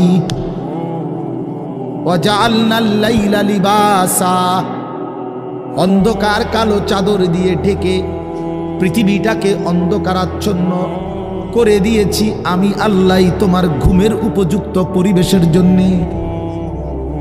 আবার দিনের বেলা আলোকিত করে দিয়েছি তোমার উপার্জনের সুবিধার জন্যে। রাতে তুমি ঘুমাইবার জন্য অন্ধকার করে দিয়েছি। দিনে তুমি রোজগার করবা এই জন্য আলোকিত করে দিয়েছি। সুবহানাল্লাহ। ওয়াজআলনান নাহারা মাআশা, উপার্জনের জন্য দিন বানিয়েছি, ঘুমাইবার জন্য রাত বানিয়েছি। ওয়াজআলনা সিরাজাও ওয়াহাজা, একটা উজ্জ্বল সূর্য আমি আল্লাহই বানিয়েছি। وأنزلنا من المعصرات ماء ثجاجا, জমাট বাঁধা মেঘ থেকে আমি আল্লাহ অঝোর ধারায় বৃষ্টি নামিয়েছি। এই জমিনটাকে সিক্ত নরম করেছি, ছোট্ট ছোট্ট ছিদ্র বানিয়েছি। তোমার অনাদরে ফেলে দেওয়া দানা আমি আল্লাহ কুদরতি স্বয়ংক্রিয় মেশিন দিয়ে আমি আল্লাহ জমিনের নিচে আমি নিয়ে এসেছি। কয়দিন পরে আবার আমি আল্লাহ সেই ছোট্ট দানা থেকে নতুন গাছ বের করে দিয়েছি। লিনুখরিজা বিহি হাব্বান ওয়া নাবাতা, তাহলে রিজিকের ব্যবস্থা আমি করলাম, ঘুমের ব্যবস্থা আমি করলাম, উপার্জনের পরিবেশ আমি করে দিলাম, শরীর স্বাস্থ্য জীবন যৌবন আমি দিলাম। আমি কেন সেজদা পেলাম না? আল্লাহ যদি বলে বান্দা আমি কি অপরাধ করলাম, আমি তোমারে এত কিছু দিয়ে আমি কি অন্যায়টা করলাম যেই অপরাধের কারণে তুমি আমারে সেজদা দিলা না? কি বলবা যুবক? নাফরমান যুবক কি বলবা? অসভ্য যুবক যে নামাজ পড়ো না, হাইওয়ান তুমি কি বলবা? তুমি মানুষ না জানোয়ার? বেনামাজি তুই মানুষ না জানোয়ার? বল, মানুষ না জানোয়ার? বল বেটা। অনেক বেহায়া এখনো হাসে এইখানে, এত বড় অসভ্য বেহায়া, এই বেহায়া এখনো হাসে। চিন্তা করছো নি? হ্যাঁ, এত বড়, এত নির্লজ্জ, এত বড় অসভ্য যে এখনো হাসে। অর্থ হইল আমারই কয়, বুঝেন নাই? বুঝতেছে সে আমারই কয়। আহ আহ, আমার মনে হয় কুকুর রে কইলে কুকুর মাথা নামাইলে। আহা, আমাদের সন্তানদের হালাত কত নাজুক, চিন্তা করে দেখে। মুসলিম সমাজে বসবাস করে, বাপ মুসলমান, মা মুসলমান, চারিদিকে মসজিদ, চারিদিকে মাদ্রাসা, কত দাড়িওয়ালা, টুপিওয়ালা, পাঞ্জাবিওয়ালা। প্রতিদিন মসজিদের মিনারা থেকে উচ্চ কণ্ঠে মাইকের হর্ন দিয়ে আজান হইতেছে। এত বেশি মাইক, হর্ন, মসজিদ, মাদ্রাসার পরিবেশের মাঝখানে থাইকাও এটা কত বড় গাদ্দার, কত বড় গাদ্দারা নাফরমান। এত সুন্দর চারদিকে মসজিদ, মাদ্রাসা, আলেম ওলামা, দাড়ি, টুপি, মাদ্রাসার পরিবেশের ভেতরে থাইকাও জানোয়ারে একটা সেজদা দেয় না। কত বড় নিকৃষ্ট জানোয়ার, চিন্তা করছে। এই বাপ, এমন সন্তান পাইলা কবরে যাই আফসোস ছাড়ার কিচ্ছু নেই। আজকে যদি এই আফ্রিকার জঙ্গলে থাকতো তাহলে হয়তো যে বাবা এত বড় আফ্রিকার জঙ্গলে ছিলাম যেখানে কোনো দিন কোনো আজান হয় নাই, যেখানে কোনো মসজিদ দেখি নাই, মাদ্রাসা দেখি নাই, আল্লাহ চিনব কোত্থেকে? আমি তো আফ্রিকার জঙ্গলের ভিতরে থাকতাম। বলেন, একটা ছেলে বলেন, এই ছেলেগুলো বেনামাজি যে ছেলেগুলো, এদেরকে জিজ্ঞাসা করেন যে বাবা তুই কি আল্লাহ চিনলি না, না রাসূল চিনলি না? তুমি বাবা কি মসজিদ চিনলা না, মাদ্রাসা চিনলা না? কোনোদিন কি কোরআন দেখলা না? কারো লাশ, কারো জানাজা, কারো কবর কিছুই দেখো নাই? কিচ্ছুই তোমার কলজার মধ্যে কোনো এক বিন্দু কোনো বিবেক অনুভূতি জাগাইলো না? শুধু নারী, শুধু একটা মোবাইল, শুধু একটা ছবি, শুধু একটা অশ্লীল দৃশ্যের কাছে হেরে গেলা। ছেলেরা বলো বাবা, তোমরা বলো, কার কাছে হাইরা গেলা? কেমনে হাইরা গেলা তুমি? তোমার বাপ মুসলমান, মা মুসলমান, তোমার ঘর মুসলমান, তোমার দাদা দাদি, নানা নানি, চাচা মামা, ফুফা খালু সব মুসলমান। তোমার এলাকার চারদিকে আজান হয়, তোমার মহল্লার প্রত্যেক গলিতে গলিতে মাদ্রাসা আছে। কোরআনের ঘর আছে, তোমারই কোনো না কোনো চাচাতো ভাই, মামাতো ভাই, ফুফাতো ভাই, আত্মীয় কেউ না কেউ হাফেজে কোরআন আছে, আছে না? তালেবে ইলম আছে, মাদ্রাসায় পড়ুয়া আছে। এত কিছু দেখার পরেও যার কলিজায় এক ওয়াক্ত নামাজ পড়তে মন চায় না, তার দিল পাথরের চাইতে শক্ত, তার দিল জন্তু জানোয়ারের দিলের চাইতে নিকৃষ্ট। কারণ এ বড় শক্ত হারামি, মনে রাখি। সে কিছুই মনে করে না আল্লাহকে, কিছুই মনে। এত মসজিদ মাদ্রাসা, এত নামাজ রোজার এত চিহ্ন দেখাও তে কয় আমি কিছুই বিশ্বাস করি না। আমি বিশ্বাস করি আমার জীবন হলো মোবাইল, আমার জীবন হলো নারী, আমার জীবনের অর্থ হলো ছবি, আমার জিন্দিগির মাকসাদ হলো উলঙ্গ ছবি দেখা, নর্তকী দেখা, জিনা ব্যভিচারের দৃশ্য দেখা, মদের আড্ডা, জুয়ার আড্ডা, নারীর আড্ডা, কোন অশ্লীল মেয়ের পিছনে জীবনটা শেষ করে দেওয়া। খালাস, আমি বুঝছি এটাই জীবন। কিসের মসজিদ, কিসের মাদ্রাসা, কিসের আল্লাহ, কিসের রাসূল, আমি এগুলা বুঝি না। এতটা উল্টে গেল কেন? এত বড় লানত হলো কেন বলেন বাবা? অতএব আপনাদের কাছে অনুরোধ করলাম, আপনারা আপনাদের বিবেককে নিয়ে ভাবেন। তোমরা ছেলেরাও বাবা রাগ হইও না, বুঝতে শিখো বাবা। কে ফিরাবে তোমাদেরকে? কে ফিরাবে? কে ফিরাবে? কে ফিরাবে বাপ? তোমরা কি কোনোদিন মরবা না? আজ যদি মৃত্যু হয়, এই বেনামাজি জিন্দিগি নিয়ে কেমনে কবরে যাইবা? ঠিকবা কেমন? এই নাফরমানের জিন্দিগি নিয়ে কেমনে ঠিকবা? এই জন্য আমরা প্রত্যেকেই প্রস্তুতি নেই। যদি ভাবতে শিখি, বুঝি, সামান্য অনুভূতি জাগে, তাহলে এই অনুভূতিটাকে কাজে লাগাবার, একটা জনের গুনাহ মাফ করে নতুন করে নিজেকে আল্লাহর ইবাদত, ঈমান, আমলের দ্বারা সজ্জিত করার একটা শ্রেষ্ঠতম সিজন, মৌসুম আসতেছে। সেটা হলো মাহে রমজান। মাহে রমজান বড় বেশি সুযোগ আসতেছে। আল্লাহ যদি দয়া করে হায়াত দেয়, তো পিছনের সব গুনাহ মাফ করিয়ে নতুন সাজে নিজেকে সজ্জিত করার, আখিরাতের রঙে রঙিন করার, জান্নাতের রঙে নিজেকে গড়ে তোলার এক শ্রেষ্ঠতম মাস মাহে রমজান। রমজান মানে অন্য কিছু, রমজান মানে ভিন্ন কিছু। রমজান মাসে মানে নিজেকে বদলানোর মাস, রমজান মানে নিজেকে পরিবর্তনের মাস, রমজান মানে নিজেকে আখিরাতের রঙে রঙিন করার মাস, রমজান মানে আল্লাহ তাআলার মহব্বতে, রাসূলুল্লাহ সাল্লাল্লাহু আলাইহি ওয়াসাল্লামের মহব্বতে ডুবে যাওয়ার মাস। এটা আমাদের সামনে। আল্লাহ আমাদের জন্য রমজানের হায়াত ভিক্ষা দান করেন। আল্লাহ যেন আমাদের সকলকে রমজান পর্যন্ত পৌঁছিয়ে দেন।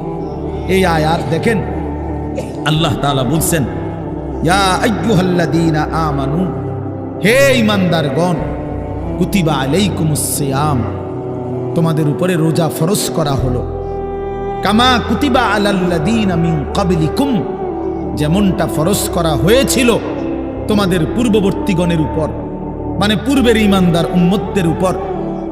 কেন ফরজ করা হলো রোজা? উদ্দেশ্য কি? আমি আল্লাহর, লাআল্লাকুম তাত্তাকুন, যেন তোমরা মুত্তাকি হতে পারো, মুত্তাকি হইতে পারো, আল্লাহ ভীরু হইতে পারো। আর মুত্তাকি হলে কি লাভ হবে? উইদ্দাত লিল মুত্তাকিন, আল্লাহ বলে জান্নাত বানানোই হয়েছে মুত্তাকিদের জন্য। মুত্তাকি হবে তো জান্নাতি হবে, জান্নাতি হবে। এই আয়াতটার অল্প একটু কথা, আমি এই আয়াতটাই পড়ছি সূরা বাকারার 183 নম্বর আয়াত, দ্বিতীয় পারা, দ্বিতীয় সূরা। এটার উপর আর একটু কথা বললে আমার কথা শেষ। আমরা আমাদের যদি পরিবর্তন চাই, পরিবর্তনের সুযোগ মাহে রমজান।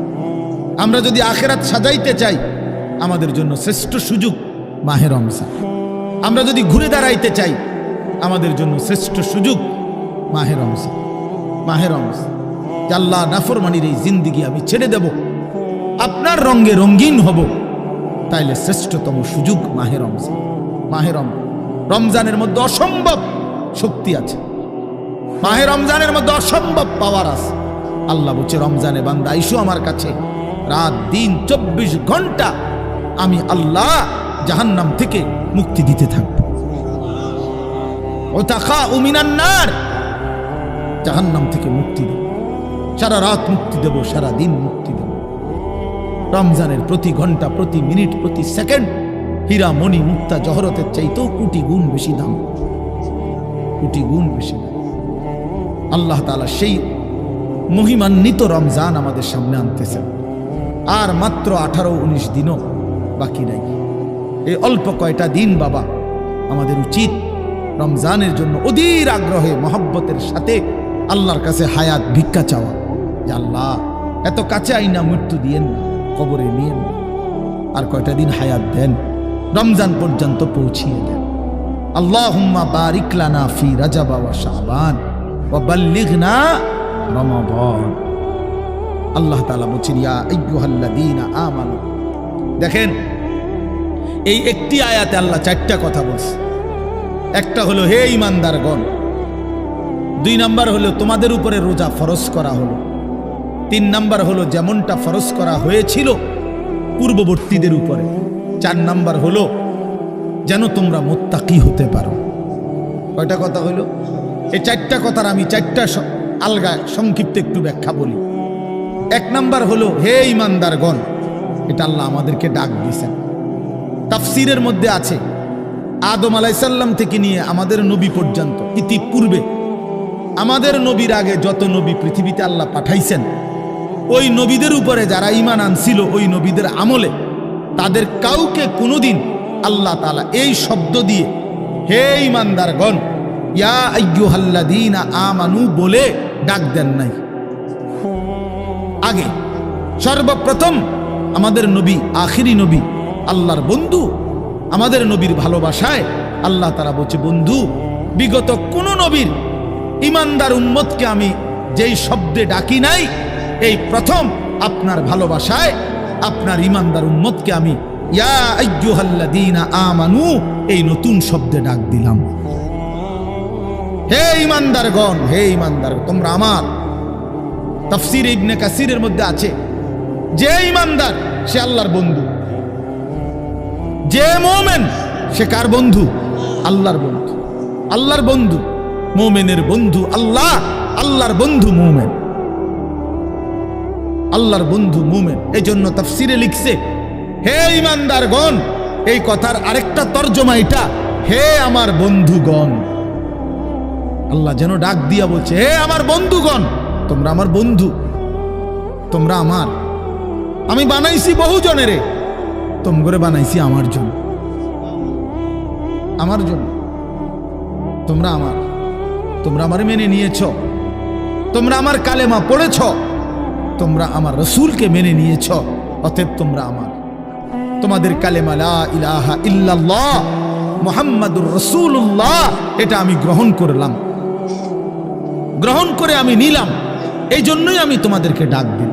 তুমি বলছো আমি এনে ভর্তি অমুক, ওই যে আমারে মোহাম্মদে বলছে, তার ছোট ভাই হাফেজ মুশাররফ কয়, আমার আজকে বললো যে হুজুর ভর্তি করামু আপনার মাদ্রাসায়, তো কি কোন সময় আমু, ফরম নিয়ম কানুন কি? আমি এত কথা তোমার দরকার কি? হাতে ভর্তি হইব সারছে তো আর কি। তার মানে আমি বলতে চাইছি, তারে কি বুঝাইলাম, তোমার এত নিয়ম কানুনের দরকার কি? আমি তারে নিলাম, খালাস, আমি ভর্তি নিলাম। তাইলে অর্থ হইল আল্লাহ তাআলা বলছেন, বান্দা তোমার কালেমা আমি নিলাম, তোমার ঈমান আমি নিলাম, এজন্য আমি তোমারে মুমিন বলে ডাক দিলাম।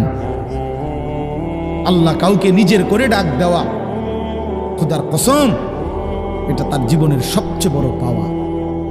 যদি দিল থাকতো তাইলে আমরা বুঝতাম। এক এমপি সাহেব যদি কারো নাম নেয়, এক মন্ত্রী সাহেব কারো নাম নেয়, আর তারে যদি কেউ আইয়া কয় আজকে তো মন্ত্রী সাহেবের কাছে গেছিলাম আর উনি তোমার নাম নিছে, তোমার কথা ভালো কইছে, বাবা হেতে বেটা তো মানে ঠ্যাঙালগি দিয়ে আটতে লাগবে। হ্যাঁ, বাইতাইয়া ঘরে বেড়ি কথাবার্তা সাবধান কও, আগের মতো নাই।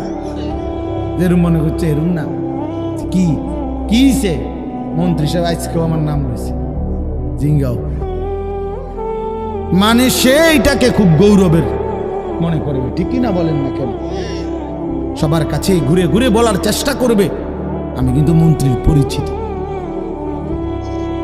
হাদিসের মধ্যে আছে এক সাহাবী উবাই ইবনে কাব রাদিয়াল্লাহু তাআলা আনহু, সাহাবীদের মধ্যে নবীজির সবচেয়ে সুন্দর কোরআন শরীফ পড়তেন যিনি, ওনার নাম হলো উবাই ইবনে কাব।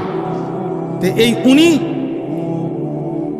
নবীজি একদিন উনাকে বলছেন, এই সাহাবীকে, যে উবাই এদিকে আসো, তুমি আমারে কোরআন শরীফ পড়ে শোনাও। বুঝছেন? তখন ওই সাহাবী একটু লজ্জিত হয়ে বলতেছি, ইয়া রাসূলুল্লাহ, আমি আপনার সামনে কোরআন পড়বো? অথচ কোরআন তো আমরা আপনার থেকেই শুনি, কোরআন আপনার উপরেই নাজিল হয়, আমি কোন সাহসে আপনার সামনে কোরআন পড়ি? তো নবীজি বললেন, শুনো, মহান আল্লাহ পাক রব্বুল আলামিন জিব্রাইল পাঠাইয়া তোমার নাম নিয়া বলছে তোমার কাছ থেকে আমি কোরআন শুনতে। এই আমরা স্পষ্ট হাদিসে পড়ছি, বিশ্বাস করেন। এই সাহাবী এটা শুই না 3 বার জিজ্ঞাসা করছে নবীজিরে, আওয়াসাম্মানি আল্লাহ, ইয়া রাসূলুল্লাহ বললেন কি আমার আল্লাহ আমার নাম নিছে? আমার নাম? আর কোন কি আপনি? নবীজি বলল, হ তোমার নামে তো নিছে। উনি আবার জিজ্ঞাসা করছে, ইয়া রাসূলুল্লাহ সত্যি বলছেন আমার নাম নিয়েছেন আল্লাহ? বলছে, হ তোমার নাম। আবার জিজ্ঞাসা করছেন, হাদিসের স্পষ্ট শব্দ আছে ফাবাকা। 3 বারের পরে এই সাহাবী খুশিতে আনন্দে চিৎকার করে কাঁদতে শুরু করছে আর বলতেছি, ইয়া রাসূলুল্লাহ, এক গোলামের কি পরিমাণ সৌভাগ্য, তার মুনিব তার নাম নিয়েছে। তা আমরা আমাদের কালেমার কি পরিমাণ সৌভাগ্য, আমরা একবার বলেছি কালেমা, আল্লাহ আমাদেরকে ডাক দিছে, ইয়া আইয়ুহাল্লাযীনা আমানু, হে আমার কালেমা ওয়ালারা, তোমরা আমার, তোমরা আমার, আমি তোমাদের ঈমান নিলাম, আমি তোমাদেরকে ডাক দিলাম। এক মুমিনের কি পরিমাণ খুশি হওয়া উচিত আপনি শোনেন। 29 নম্বর পারায় একটা সূরা আছে, সূরা মুরসালাত।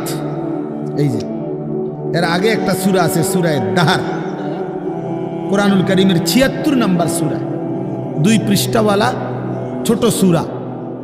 এই সূরাটার মধ্যে জান্নাতের বর্ণনা সবচেয়ে সুন্দর, মানে জান্নাতের বর্ণনা হৃদয় কারা এই সূরাতে আছে। এই সূরাটা যেদিন নবীজির উপরে নাজিল হয়েছে, সেদিন নবীজির সামনে একজন কালো রঙের সাহাবী বসা ছিলেন। ওয়াইন্দাহু রাজুলুন আসওয়াদ, কালো একজন রঙের সাহাবী বসা ছিল, উনি বসা ছিলেন। এই সময় এই সূরাটা নাজিল হয়েছে, নবীজি উনাগরে শুনাইছে সূরাটা। তো এই সূরার মধ্যে জান্নাতের এমন হৃদয়গ্রাহী বর্ণনা। এই সাহাবীটা সামনে যিনি বসা কালো রঙের সহজ সরল সাহাবী, উনি এই সূরা এটা শুইনা জান্নাতের আশায় খুশিতে একটা চিৎকার দিছে, এক চিৎকারে হাদিসে আছে উনি ওইখানে ইন্তেকাল করছে। এখানে তখন আল্লাহর নবী বলেন, ওয়াল্লাহি লাকাদ আখরাজা নাফসা সাহিবিকুমুশ শাওকু ইলাল জান্নাহ। নবী বলেন, আল্লাহর কসম, জান্নাতের প্রবল আকাঙ্ক্ষায় তোমাদের বন্ধু জীবন দিয়ে দিল। निकल जाए दम तेरे कदमों के नीचे, यही दिल की हसरत, यही दिल की आरज़ू है। এটা উর্দু শের আর কি, অর্থ হলো, হে প্রিয়তম, তোমার পায়ের নিচে জীবন দিলাম, জান দিয়ে দিলাম, আর এটাই ছিল আমার সারা জিন্দেগীর তামান্না, দিলের আকাঙ্ক্ষা, যে তোমার জন্য আমি জীবন দেব, আর সেটাই দিয়ে দিলাম। নিকল যায় দম তেরে কদমু কে নিচে, তোমার কদমের নিচে আমার জান গেল। यही दिल की हसरत, এটাই ছিল দিলের আকাঙ্ক্ষা। এজন্য আজকে ছেলেরা কোথায় জীবন শেষ করে দিচ্ছ? এমন সুন্দর জীবন, এমন সুন্দর যৌবন, আহা, শক্তির টাইমটা, জীবনের সক্ষমতার সময়। ছোটবেলা তো ভাইয়া দুর্বল, বৃদ্ধ বয়সটাও দুর্বল।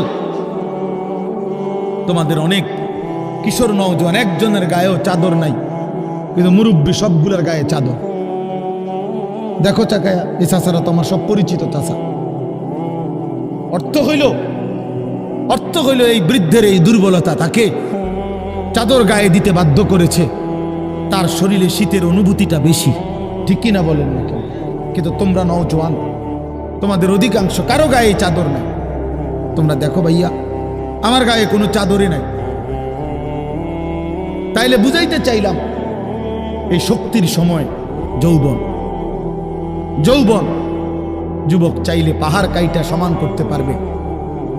যুবক চাইলে সাগর নদী মাটি দিয়ে ভরাট করে দিতে পারে।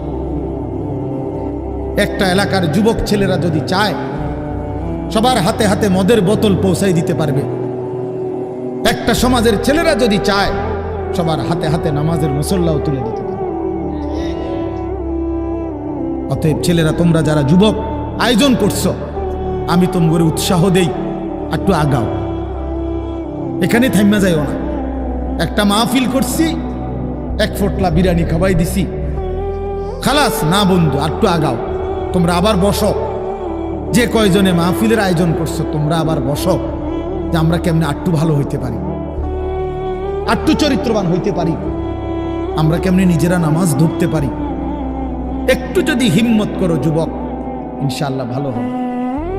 শনিবার দিন আমি আমার মাদ্রাসায় এই শনিবারে সকাল 10টা থেকে বিকাল 4:30 পর্যন্ত, এইবারই প্রথমবার আমি আলাদা 16 বছর থেকে 30 বছরের নিচে যাদের বয়স, এই কিশোর যুবকদের জন্য আলাদা ইসলাহি মজলিসের আয়োজন করছিলাম। আমার শায়েখ আল্লামা মুফতি মুশতাকুর নবী সাহেব বয়ান করছেন, আল্লামা মুফতি আমজাদ হুসাইন সাহেব বয়ান করছেন, হযরত মাওলানা মুফতি ইউসুফ বিন ইকবাল বয়ান করছেন, আমাদের কুমিল্লা ক্যান্টনমেন্টের বড় একজন শিশু বিশেষজ্ঞ ডাক্তার মিজানুর রহমান উনি বয়ান করছেন, আমি নিজে কিছু কথা বলছি। প্রায় 600 ছেলে এন্ট্রিভুক্ত আসছে, উপস্থিত হয়েছে 600। সন্দ্বীপে, চট্টগ্রামে আমরা প্রতি বছর সন্দ্বীপ যাই, সেখানে 4টা-5টা ছেলে ফজরের নামাজের জন্য, তারা বন্ধু কলেজের ছেলে, 4-5 জন ছেলে মাত্র। ওরা একদিন সিদ্ধান্ত নিছিল, ওরা সবসময় ফজরের নামাজ পড়তো, তো ওরা একদিন সিদ্ধান্ত নিছে যে ফজরের পরে তারা সন্দ্বীপ তো সাগরের পারে, তো সাগরের পারে হাঁটতো তারা। তো তারা একদিন সিদ্ধান্ত নিছিল আজ থেকে 1 বছর আগে, যে আমরা সকালবেলা না হাইটা চলো আমরা বন্ধুদেরকে ফজরের জন্য জাগাই, ফজরের ক্যাম্পেইন করি, ফজরের জন্য গণসংযোগ করি। এই 4-5 জন ছেলে উদ্যোগ নিয়ে শুরু করছে। ঠিক 1 বছরের মেহনতে এই গত নভেম্বর, 24 সালের নভেম্বরে আমি গেছি মাহফিলে, ওইখানে তারা আমার লিস্টেড। ফজরের পরে আমি তাদের জন্য আলাদা বয়ান করছি, তাদের আলাদা মাহফিল হয়েছে ফজরের পরে। মানে রাতে আমি যেই প্যান্ডেলে ওয়াজ করছি, ওই প্যান্ডেলটা তারা সকালের জন্য আবার ভাড়া নিছে। বুঝেন না এই কথা? আমি ওখানে ছিলাম, আর ওখানে রাত্রে আসা যায় না, ওইটা সন্দ্বীপে স্পিড বোট দিয়ে আইতে যাইতে হয়, তো রাইতে আওয়ানোর সিস্টেম নেই, থাকতে হয়। এই জন্য ফজরের পরে আবার বয়ান করছি 1.5 ঘন্টা। তো ওরা, আমি বললাম এত ভোরে ছেলেরা আইবনি, কয় হুজুর আসবে ইনশাল্লাহ, আপনি দেখেন। তারা আমারে দেখাইছে কাগজে কলমে লিস্টেড করা প্রায় 4,500 ছেলে এখন ফজরের নামাজ জামাতে। যুবক চাইলে কি না পারে, যুবক চাইলে ভাঙতে পারে, যুবক চাইলে গড়তে পারে, যুবক চাইলে বুলডোজার দিয়ে সমান করে লাইতে পারে, সমান করে ফেলতে। আবার সেই ভাঙার উপরে যুবক চাইলে গড়তেও পারে। আল্লাহ তাআলা নওজোয়ানের শরীরে অসম্ভব হিম্মত দান করছে, অসম্ভব হিম্মত। এই জন্য বাপ, আমি যুবক যারা, তাদেরকে উৎসাহিত করলাম। মহান আল্লাহ পাক রব্বুল আলামিন আমাদেরকে বলছেন, আমি তোমাদের ইমানদার, ইমান নিলাম, আমি ইমান দিছি বান্দা। আমি গত বছর যখন তাবলীগের সফরে ছিলাম দিনাজপুর জেলায়, গত বছর আগস্ট মাসে 72 বছর বয়স্ক একজন হিন্দু লোককে কালেমার দাওয়াত দিছিলাম। ওনার 2 ছেলে মুসলমান। ওনারে আমি 2.5 ঘন্টা কালেমার দাওয়াত দিছি। আমরা 3 জন আলেম মিলে কত অনুনয় বিনয় করছি, কাকুতি মিনতি করছি, কাঁদছি, চোখের পানি ফেলছি। একটা বার চাচা কালেমা পড়েন, আপনার ছেলে মুসলমান, ছেলের বউ মুসলমান, আপনার নাতি নাতনি সব মুসলমান, আপনি এখনো বসে আছেন কেন? আহা, এই 72 বছর হয়ে গেছে। বুড়া মিয়া কয় আমি ওটা বলবো না। বলে নাই। আমি আমার সাথীদের কাছে, আমার 26 জন সাথী নিয়ে চিল্লায় গেছি। 16 জন আলেম, এক চিল্লা সফরে 950 মানুষ আল্লাহর রাস্তায় বের হয়েছে চিল্লার জন্য। আলহামদুলিল্লাহ, আল্লাহই করাইছে।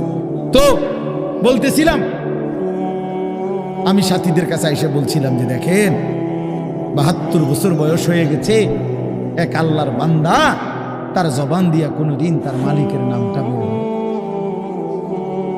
আমারে আপনারে আল্লাহ তাআলা কত বড় তৌফিক দিছে যে আমরা কত হাজারবার লক্ষবার কালেমা লা ইলাহা ইল্লাল্লাহ মুহাম্মাদুর রাসূলুল্লাহ এটা যে আমরা পড়তে পারছি, এই সৌভাগ্যের কৃতজ্ঞতা কি? এটা যদি আল্লাহ আমগো জবান দিয়ে কোনোদিন না বলাইতো। কথা বলে না বাপ, এই ছেলেরা মিয়া, এই আব্বা যারা নামাজ পড়ো না, আরে না ফরমান, তুই যদি হিন্দুর ঘরে জন্ম নিতি,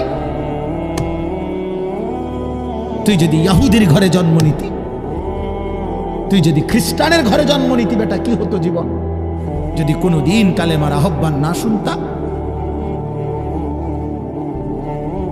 তুমি তো মুসলমানের ঘরে জন্ম নিয়া এভাবে ইমানকে ফেলে দিলা। মুসলমানের ঘরে জন্ম নিয়ে এভাবে নামাজকে প্রত্যাখ্যান করলা।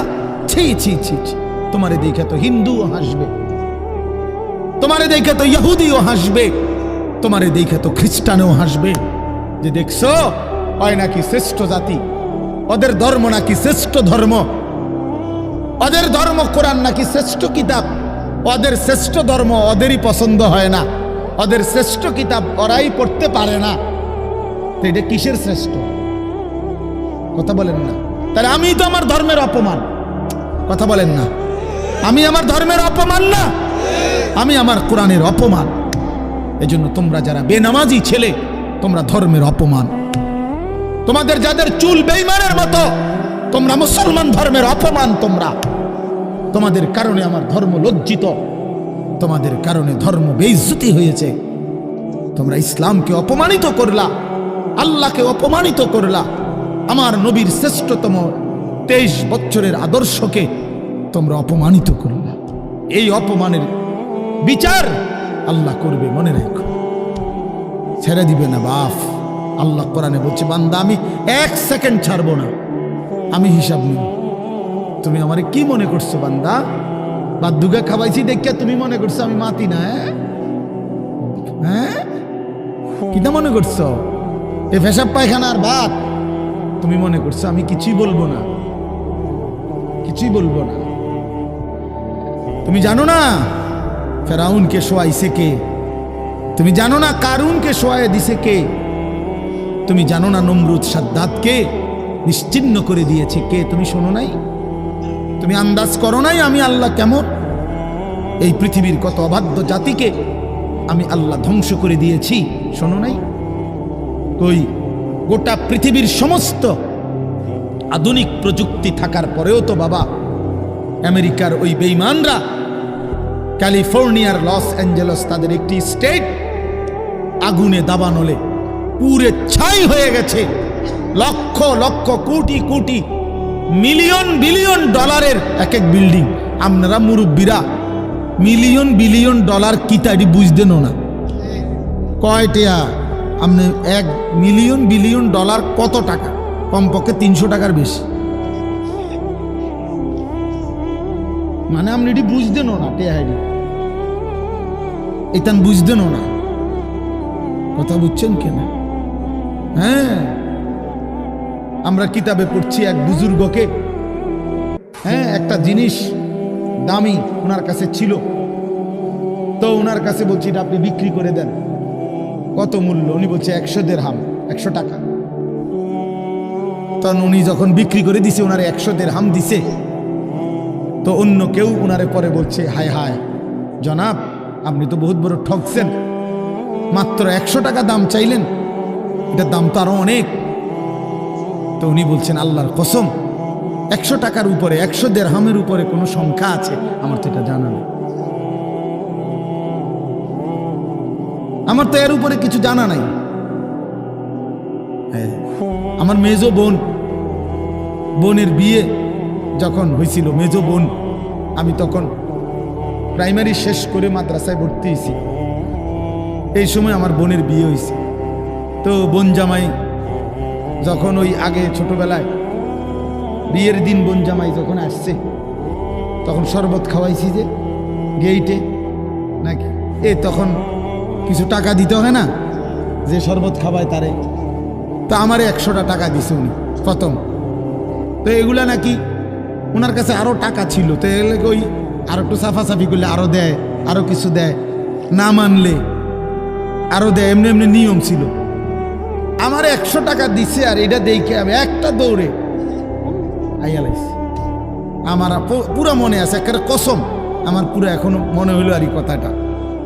আমার একেবারে আমার ভাই, চাচাতো ভাইটাই বা অন্যরা এত দমকাইছে, বেউকুফ, 100 টাকা লইয়া দৌড় দিয়ে আইয়ালাইছ।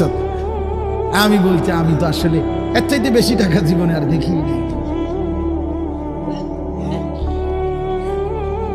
তো বলতে চাইলাম, হাজার হাজার কোটি কোটি মিলিয়ন ডলারের এই বাড়ি ভবন, এগুলো পৃথিবীর সর্বাধুনিক প্রযুক্তি দিয়ে, অত্যাধুনিক প্রযুক্তি থাকা সত্ত্বেও, আধুনিক সরঞ্জামাদি থাকার পরেও বাপ আল্লাহর দেওয়া আযাবে আগুনে যখন জ্বলছে, এই কয়দিন হইল কোনো বেঈমানে 1 সেকেন্ডের জন্য আগুন নিভাইতে পারে নাই। 14,000 ফায়ার সার্ভিস কর্মী একসাথে আপনার পানি দিছে, আরো বাড়ে, আগুন আরো বাড়ছে। তার মানে বোঝা গেল বাবা, পৃথিবীর কারো শক্তি মূলত কোনো শক্তি না, আল্লাহ শক্তির সামনে, আল্লাহর ফয়সালার সামনে। আল্লাহ যদি ভালো রাখে তাইলেই ভালো থাকা। হ্যাঁ, আপনার টাকা তো আছে 1000 কোটি টাকা, কিন্তু আপনার ফেড অসুখ, আপনি টেহা দিয়ে কিনবেন। আপনার টাকা তো আছে লক্ষ কোটি টাকা, কিন্তু আপনার তো ডায়াবেটিস, আপনি কিনবেন টাকা দিয়ে কি করবেন? আপনি 7,000 ধন হইলেও কি লাভ হবে আপনার? এই জন্য আমি অনুরোধ করছি, আমরা মুমিন, আল্লাহ আমাদেরকে বলছে এটাই কথা, তোমাদের উপরে আমি রোজা ফরজ করলাম, তোমরা আমার হুকুম মানো, তোমরা আমারে মানো বান্দা। রোজা মানে বিরত থাকা, সিয়াম মানে বিরত থাকা, তার মানে গুনাহ থেকে বাঁচো, হালাল বস্তু থেকে বাঁচো। আমি তোমাদেরকে হারাম তো হারামই, হারাম থেকে আবার ফিরাবো কেন? হারাম থেকে তো ফিরতে সারা বছরের জন্যই বলে দিছি। তো আমি রমজান মাসে তোমাদের 3টি হালাল খাবার হালাল ছিল, পানি হালাল ছিল, হালাল স্ত্রী হালাল ছিল। আমি রমজানের 30টা দিন, একটা মাসে তোমাদের জন্য খাদ্য, পানি, স্ত্রী, এই 3টা জিনিস হালাল বস্তু আমি হারাম করে দিলাম। যেন আমি বুঝাইতে চাইলাম যে দেখো, আমি আল্লাহ যেখানে হালালটাও হারাম করে দিলাম, সেখানে হারামটার প্রতি আমি আল্লাহর কি পরিমাণ ঘৃণা।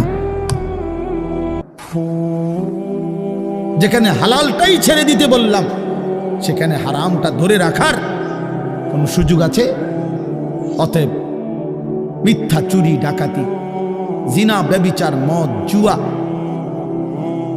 নাচ, গান, সুদ, ঘুষ, মা বোনদের বেপর্দা জিন্দিগি ছেড়ে দেন, ছেড়ে দেন।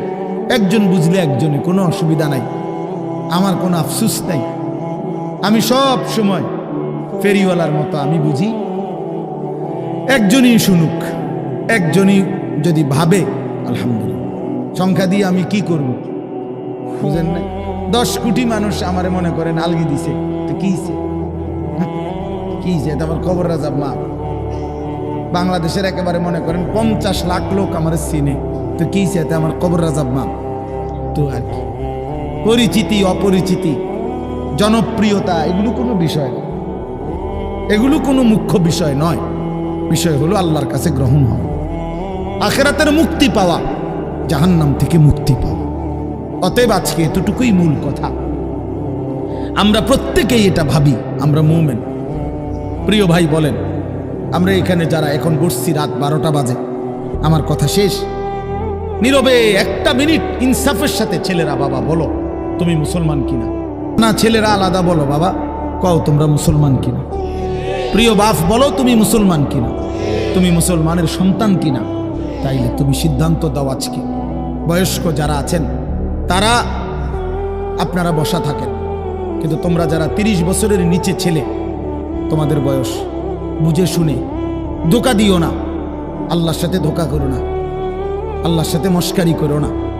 হাদিসের মধ্যে আছে এক লোক নবীজির সামনে বাম হাত দিয়ে খাইতেছিল, মুসলিম শরীফের হাদিস। নবীজি তারে বলছে ডান হাতে খাও, তখন সে বলছে আমি ডান হাতে খাইতে পারি না। নবীজি বলছে তাইলে আর পারবাও না। কসম আল্লাহর, ওই হাদিস আছে। সাহাবী বলে ওই লোক আর কোনোদিন ডান হাত মুখের কাছে আনতে পারে নাই, কারণ সে তো মূলত মিথ্যা বলছিল, অহংকার করে বলছিল। এই জন্য আমি অনুরোধ করছি, তোমরা যারা 30 বছরের নিচে আছো ছেলে বাবা, তোমরা দিল থেকে বুঝে শুনে তোমরা নিয়ত করে দাঁড়াও, যে এই কথার নিয়তে দাঁড়াও যার ভাল লাগে যে আমি ইনশাল্লাহ চেষ্টা করুম ফজর সহ 5 ওয়াক্ত নামাজ পড়তে। তুমি সিদ্ধান্ত নিয়ে বলো যে আমি চেষ্টা করব আমি নারী ছবি, অশ্লীল দৃশ্য থেকে, মোবাইলের অশ্লীল ছবি থেকে নিজেকে বাঁচাইবার নিয়ত করলাম, সিদ্ধান্ত করলাম। আল্লাহ তৌফিক দিলেই তো পারবা, ঠিক কিনা বলেন না কেন? অতএব নিয়ত করে হিম্মতের সাথে যে আসলেই হুজুর আমি দিল থেকে বললাম, এই নিয়ত করে দাঁড়াও। যার ভাল লাগে দাঁড়াও, কোনো বাধাবাধকতা নাই, যার মন চায় দাঁড়াও, আমার কোনো জোরাজুরি নাই। বাকি তুমি দিল থেকে বলো, মন থেকে মনে নিয়ত করো, তোমার দিলে তুমি।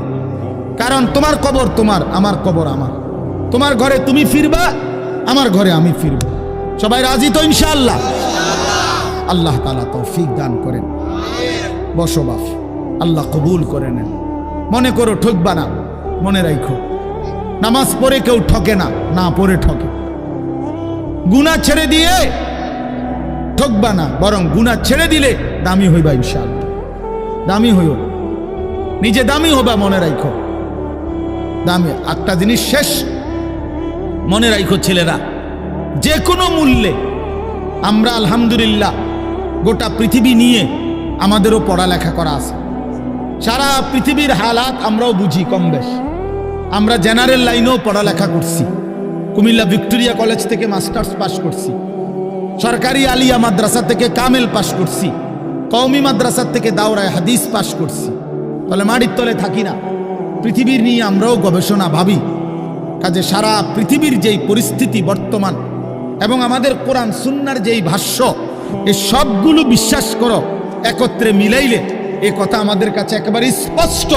আগামীর পৃথিবী ইসলামের পৃথিবী, আগামীর পৃথিবী কোরআনের পৃথিবী। মনে রাখো বললাম বাপ, তুমি দেখবা, তোমার হায়াতেই দেখবা ইনশাআল্লাহ। এখন যাদের বয়স এই 20, 25, 26, 28, যাদের বয়স 12, 15, তোমরা ইনশাআল্লাহ আগামীর ইসলাম দেখবা, কালেমার বিজয় দেখবা। তোমরা শুনবা যে ফিলিস্তিন বিজয়ী, তোমরা শুনবা সারা পৃথিবীতে কালেমার পতাকা উড়েছে, তোমরা শুনবা ইউরোপ আমেরিকার শক্তি নিশ্চিহ্ন হয়ে গেছে, তোমরা শুনবা ইসরায়েলের কুত্তারা পরাজিত হয়ে গেছে। সেদিন বুঝবা ইমানদারি দামি, সেদিন বুঝবা চরিত্রবান ছেলেটাই দামি, সেদিন বুঝবা নামাজি ছেলেটাই দামি। আর যারা চরিত্র নষ্ট করে ফেলেছ, তুমি ফালতু কোনো না কোনো সিফাত কোনাত পড়ে থাকবে। এই জন্য আমরা দয়া করি ইনশাআল্লাহ প্রত্যেকেই আমরা ইনশাআল্লাহ নামাজ পড়বো তো ইনশাআল্লাহ। ভালো হও, চরিত্রবান হও, নিজের জীবন গঠন করো, আল্লাহ তৌফিক দান করেন। আলহামদুলিল্লাহি রাব্বিল আলামিন। আল্লাহুম্মা আনতাস সালাম ওয়া মিনকাস সালাম, তাবারাকতা ইয়া যাল জালালি ওয়াল ইকরাম। ইয়া রাব্বি লাকাল হামদু কামা ইয়ানবাগি লিজালালি ওয়াজহিক ওয়া আযীমি সুলতানিক।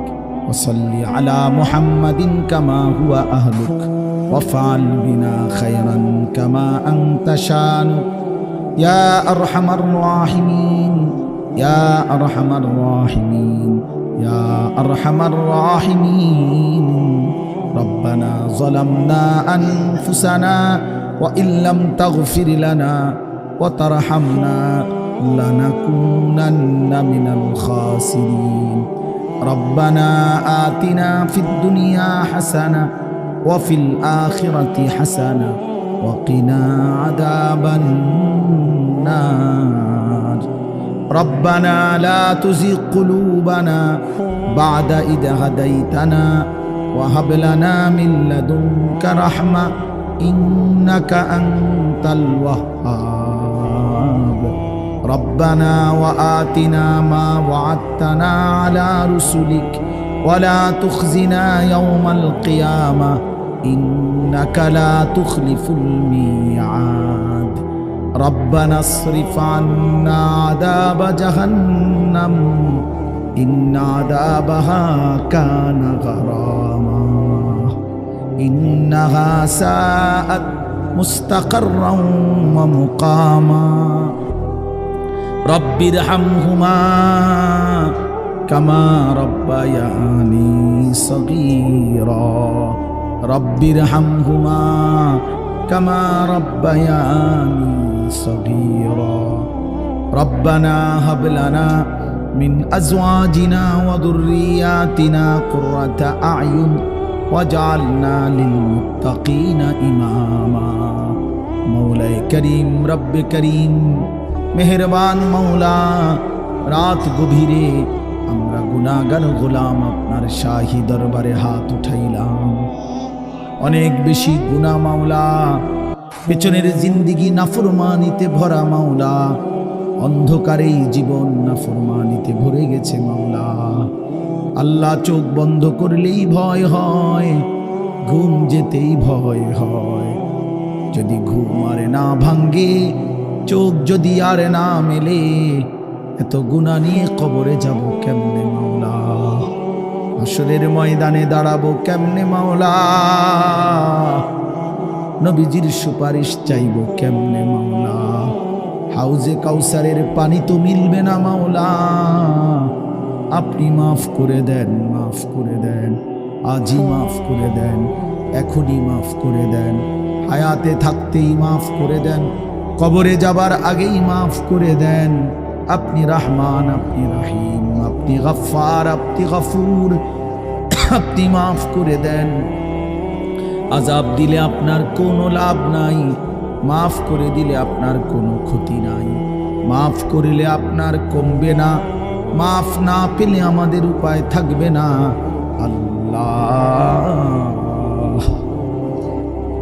মাফ করে দেন দেন মাওলা আমার এই মাফ করে দেন আমার এই মাফ করে দেন আমার বন্ধুদেরকে মাফ করে দেন আমার বাবাদেরকে মাফ করে দেন আমার নওজোয়ান ছেলেদেরকে মাফ করে দেন আল্লাহ নওজোয়ান ছেলেরা বোঝে নাই মাওলা গুনাহ তো করেই ফেলেছে মাওলা আজ আপনি মাফ করে দেন আপনার ভালোবাসায় দাঁড়িয়েছিল আপনার ভালোবাসায় দাঁড়িয়েছিল মাওলা আপনি এই দাঁড়ানো কবুল করে নেন ছেলেগুলোকে নামাজি বানিয়ে দেন চরিত্রবান বানিয়ে দেন মোবাইলের আসক্তি থেকে বাঁচান নারীর আসক্তি থেকে বাঁচান জিনা ব্যভিচারের আড্ডা থেকে বাঁচান মদ জুয়ার আড্ডা থেকে বাঁচান আমার সন্তানদেরকে ফিরাইয়া দেন আমার ভাইদেরকে ফিরিয়ে দেন আমার সন্তানদেরকে ফিরিয়ে দেন বাবা চাচা বয়স্কদেরকে আরো বেশি নেক আমলের তৌফিক দেন মা বোনদেরকে পর্দা পুশিদা দান করেন সমস্ত কবরবাসীদেরকে মাফ করে দেন কিয়ামত পর্যন্ত কবরের আযাব মাফ করে দেন অসুস্থ বিমারি যারা শিফা করে দেন প্রত্যেকের কামাই রুজিতে হালাল বরকত দান করেন বিদেশের জমিনে প্রবাসে যারা সহি সালামতে নিরাপদে রাখেন মাওলা যে যেই মাকসাদে দোয়া চেয়েছে সকলের নেক মাকসাদ পূরণ করে দেন আল্লাহ ছেলেদের আয়োজন মসজিদ কমিটির আয়োজন মহল্লাবাসীর আয়োজন এই মাহফিলখানা কবুল করে নেন মাহফিলের প্রতিটা দান সাদাকা বুদ্ধি, সহযোগিতা, পরামর্শ সব কিছুর উত্তম বিনিময় দান করেন। আল্লাহ সকলকে কবুল আর মনসুর করে নেন। ওলামায়ে কেরামকে হায়াত দারাজ করেন, সকলের উপরে রহম করম করেন, প্রত্যেকের নেক মাকসাদ আপনি পূরণ করে দেন। আল্লাহ অভাব দূর করে দেন।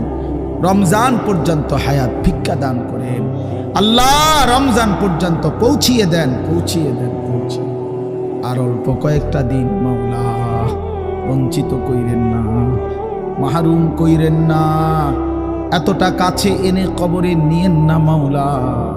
আল্লাহুম্মা বারিক লানা ফি রাজাব ওয়া শাবান ওয়া বাল্লিগনা রমাদান ওয়া বাল্লিগনা রমাদান ওয়া বাল্লিগনা রমাদান। আল্লাহ রমজান পর্যন্ত পৌঁছাইয়াই দেন, হায়াত ভিক্ষাই দেন। আল্লাহ রমজানের চাঁদ দেখাইয়েন মাওলা, রহমত মাগফিরাত নাজাত নসিব করিয়েন।